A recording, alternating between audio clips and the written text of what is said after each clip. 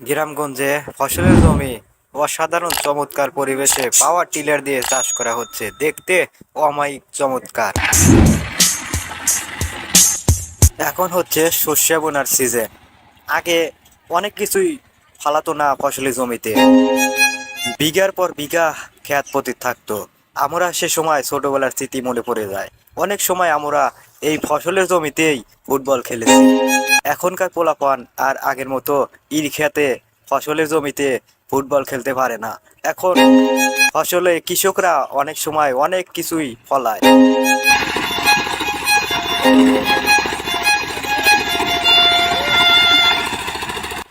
আমরা শৈশবকালে ফসলের জমিতে যখন পাওয়ার টিলার আছে, তখন আমরা পাওয়ার টিলারের পিছ পিছ দ্রুত চলছি। পাওয়ার টিলার যেদিকেই গেছে আমরা সেই দিকেই গেছি। তখনকার কথা খুবই বড্ড মনে পড়ে।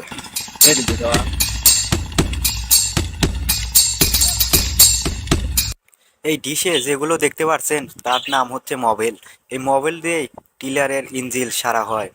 আরও অনেক কাজে এই মোবিল।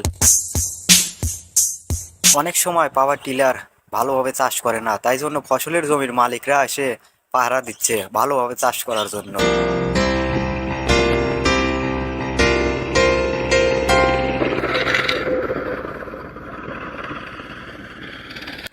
আপনারা যারা গ্রামগঞ্জে থাকেন তারা অবশ্যই জানেন, যখন পাওয়ার টিলারে এই ফসলের জমি চাষ করা হয় তখন অনেক পাখি এসে মাটির তলে কিছু ধরে খায়, দেখতে অমায়িক চমৎকার।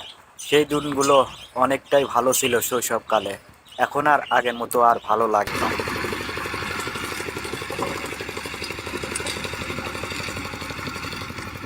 আসলে গ্রামগঞ্জের পরিবেশই খুব ভালো লাগে। খোলা আকাশের নিচে কত সুন্দর পরিবেশ, মনোরম সুন্দর, দেখতে খুবই ভালো লাগে।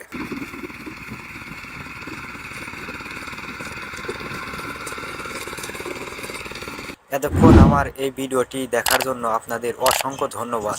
আর আমার এই ইউটিউব চ্যানেলের সাথে থাকবেন। আমার ইউটিউব চ্যানেল নতুন,